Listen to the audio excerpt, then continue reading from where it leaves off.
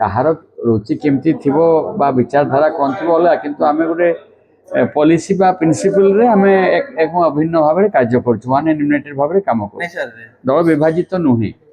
କିନ୍ତୁ ସୁଜାତାଙ୍କ ଏଣ୍ଟ୍ରି ପରେ ଟିକେ ଦଳ ଟିକେ ବିଭାଜନ ଆଡକୁ ଯାଉଛି, କାରଣ ସୁଜାତାଙ୍କର ଏଣ୍ଟ୍ରି ପରେ ବରଂ ଦଳ ଟିକେ ଅଧିକ ସକ୍ରିୟ ହେବାକୁ ଯାଉଥିବା ମୁଁ ଅନୁଭବ କରୁଛି ଏବଂ ସମସ୍ତଙ୍କ ଗୋଟେ ଆଗ୍ରହ ପ୍ରକାଶ ପାଉଛି ଯେ ସୁଜାତା ଏଣ୍ଟ୍ରି ପରେ ଅନ୍ତତଃ ଦଳକୁ ସଂଗଠିତ କରିବାର ଆଉ ଗୋଟେ କିଛି ଉପାୟ ନୂଆ ବାହାରିବ ଏବଂ ଦଳ ସଂଗଠିତ ହେବ, କାର୍ଯ୍ୟ କରିବ, এইটা ହିଁ ଭାବନା ଆସୁଥିବା ମୁଁ ଅନୁଭବ କରୁଛି। ରେଢ଼ାଖୋଲ ବିଧାୟକ ହେଉଛନ୍ତି ପ୍ରସନ୍ନ ଆଚାର୍ଯ୍ୟ, କିନ୍ତୁ ସେଠି ରୋହିତ ପୂଜାରୀ କହିଲେଣି ଯେ ରେଢ଼ାଖୋଲର ବିକାଶ ହେଇନି, ସରକାର ବିକାଶ ଯାହା ହେଇଥିଲା ମୋ ସମୟରେ ହେଇଥିଲା।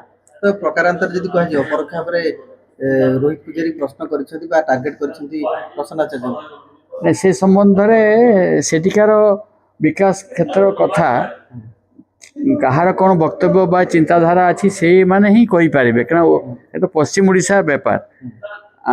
ଆମର ଏ ପାଖ ଜିଲ୍ଲାର ସ୍ଥିତି ବା ଭିତ୍ତି କିମ୍ବା ରାଜନୈତିକ ଅବସ୍ଥା ଭିନ୍ନ, ସେପଟେ ଭିନ୍ନ, ତେଣୁ ସେ ପାଖର ଆକ୍ଚୁଆଲି କେଉଁ ଦୃଷ୍ଟିରୁ କିଏ କ'ଣ କହିଛନ୍ତି ସେ ପାଖ ଲିଡର ମାନେ ହିଁ କହିପାରିବେ ଏ ବିଷୟରେ। ନିର୍ବାଚନ ମଣ୍ଡଳୀ ଦଳର ଦୁଇ ବିଧାୟକ ପ୍ରାର୍ଥୀ ବା ବିଧାୟକ ମୁହାଁମୁହିଁ ହବା କ'ଣ ବାର୍ତ୍ତା ଦଉଛି? ନାଇଁ ଗୋଟାଏ ନିର୍ବାଚନ ମଣ୍ଡଳୀ ଯେ ଯାହା ନିର୍ବାଚନ ମଣ୍ଡଳୀ ସେସବୁ ନିର୍ବାଚନ ମଣ୍ଡଳୀରେ ସେମାନେ ଦାୟିତ୍ୱରେ ଅଛନ୍ତି, ଯେ ଯାହା କହିଛନ୍ତି। ବାକି ତାର କ'ଣ କାଉଣ୍ଟର କେମିତି କ'ଣ କରୁଛନ୍ତି ନ କରୁଛନ୍ତି ତାକୁ ଆହୁରି ସବିଶେଷ ଟିକେ ପର୍ଯ୍ୟାଲୋଚନା କଲେ ଯାଇକି ଜଣାପଡ଼ିବ। ମୋର ଯାହା ମତ, ଯାହା ମାନେ ଏମିତି ଖୋଲାଖୋଲି କିଛି କହିହେବ ନାହିଁ କାହା ସପକ୍ଷରେ କାହା ବିପକ୍ଷରେ।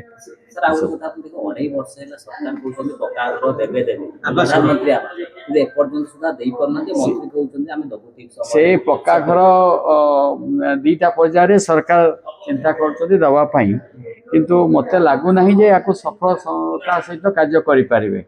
ପ୍ରଥମ କଥା ହେଉଛି ଅନ୍ତୋଦୟ ଗୃହ ଯୋଜନାରେ କିଛି ଗୃହ ସରକାର ଦେଲେ, ପ୍ରଥମେ ଦେଲେ, ସେ ଘର ତ ଆଜି ପର୍ଯ୍ୟନ୍ତ ଘରେ 50% ଘର ବି ତିଆରି ହେଇ ସରିପାରିନାହିଁ। ପୁଣି ପ୍ରଧାନମନ୍ତ୍ରୀ ଆବାସ ଯୋଜନାରେ ଯେଉଁ ଯୋଜନାରେ ଆସୁଛି ପ୍ରପୋଜାଲ ସବୁ ଆସୁଛି ସେଥିରେ ବହୁତ ତ୍ରୁଟି ଥିବା ଦେଖାଯାଉଛି। କାହାର ପକ୍କା ଘର କିଏ ପାଇଲାଣି, କାହାର ଘର ଅଛି ପୁଣି ତା ପାଇଁ ଘର ଆସିଛି, ଏଭଳି ତ୍ରୁଟି ଦେଖାଯାଉଛି। ତେଣୁ ୟାକୁ ଯଦି ଠିକ୍ ଭାବରେ ସଂଶୋଧନ ନ କରିବେ ସରକାର ପ୍ରତି ସେଟା ଗୋଟେ ବୁମେରାଙ୍ଗ